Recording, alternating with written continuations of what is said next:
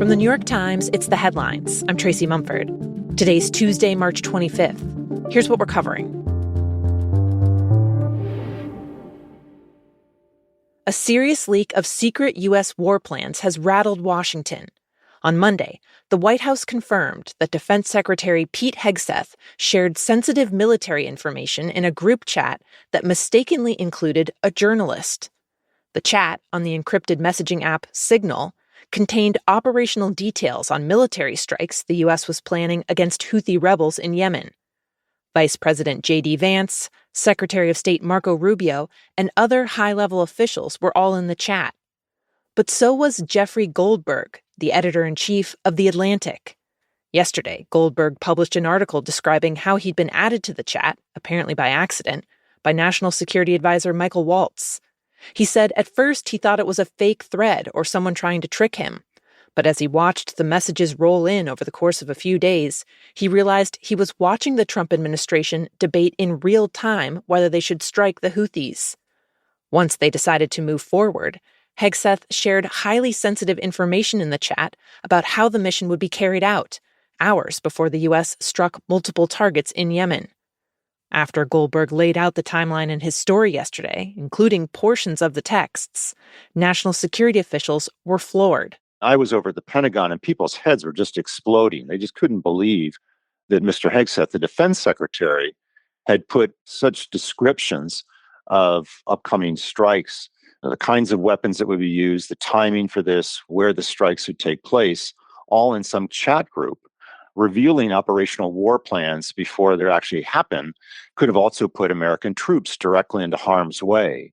Eric Schmidt covers national security for The Times. The big thing to know here is not only was a journalist, Mr. Goldberg, inadvertently included in the group chat, but the conversation also took place outside of the secure government channels that would normally be used for classified and highly sensitive war planning. We don't know exactly the consequences of this yet. We don't know if there perhaps were other conversations that were also carried on Signal, which could be exposed to hacking by American adversaries. This breach may reflect the inexperience of this national security team in coordinating and speaking about very serious military operations. When asked about the group chat by reporters, Hegseth said, quote, "Nobody was texting war plans." The White House, meanwhile, acknowledged that the chat existed and defended it, calling it a, quote, "demonstration of the deep and thoughtful policy coordination between senior officials." The incident could trigger a congressional investigation, and several Defense Department officials told The Times that having this type of classified conversation in a non-official channel could be a violation of the Espionage Act, a law covering the handling of sensitive information.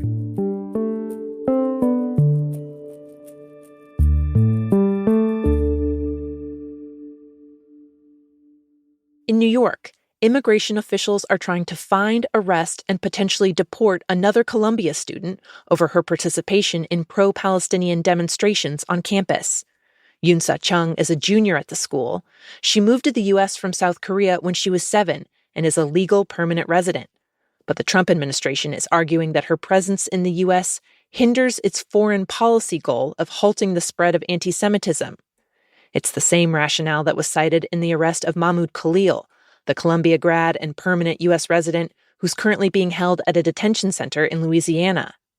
ICE officials have visited several locations looking for Chung, including her parents' house, and they searched her housing on campus earlier this month. Her lawyers say she's still in the country, but wouldn't say where. And yesterday, her legal team sued President Trump and other high-ranking administration officials, asking a judge to bar the government from detaining or deporting her. Her suit also asked the judge to bar the government from trying to deport any other non-citizens over speaking out at protests. The government's pursuit of Chung underscores how the Trump administration is prioritizing the detention of pro-Palestinian demonstrators, and how it's opened a new front in its targeting of immigrants by going after people who are in the country legally.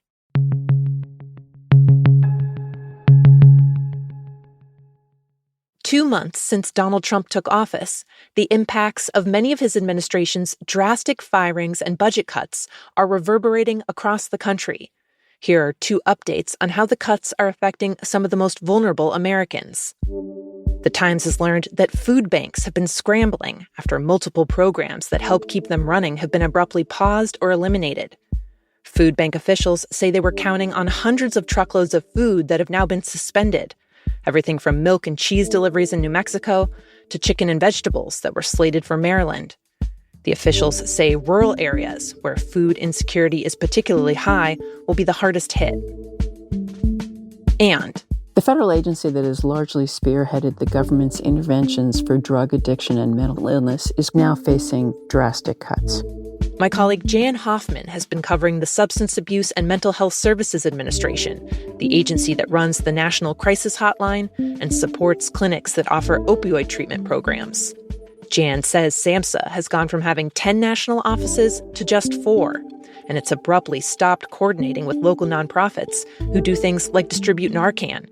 And she says broader reductions to its staff and operations could be coming. Cutting that staff and potentially the billions of dollars the staff administers throughout the country could lead to a surge in relapse rates, a strain on the healthcare system, and poor health outcomes overall.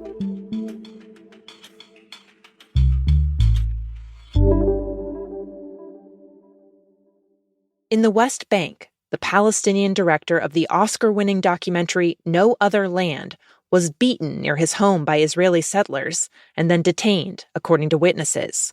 One witness told The Times that at least 20 masked people descended on a village in the West Bank last night and assaulted the residents there as they were breaking their fast for Ramadan.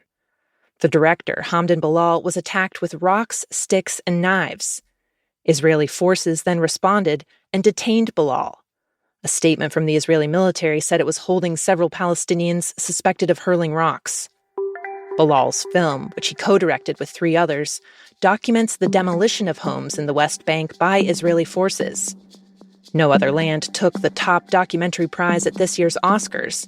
But despite that, and a string of good reviews, no U.S. distributor picked it up, potentially because of how politically charged the topic is, making it nearly impossible for Americans to see the film.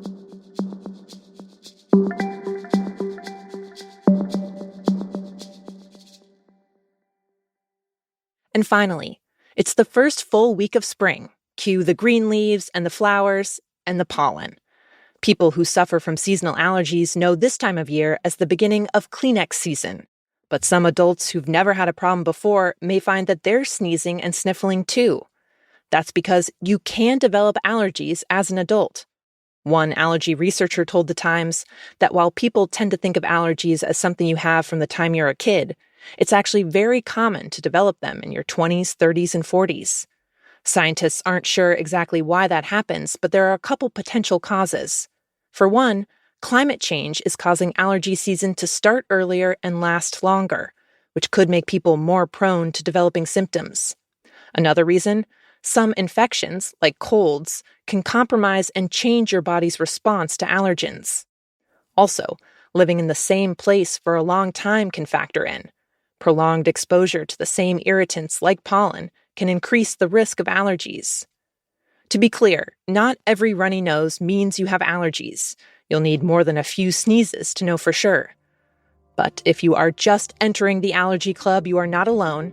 An estimated 1 in 4 adults in the U.S. suffers from seasonal allergies. Those are the headlines. Today on The Daily, Times reporter Jim Rutenberg explains how President Trump is taking on the media in a way no American president ever has before. He's been making it increasingly clear he wants it entirely either out of his way or solely serving his interests. That's next in the New York Times audio app, or you can listen wherever you get your podcasts. I'm Tracy Mumford. We'll be back tomorrow.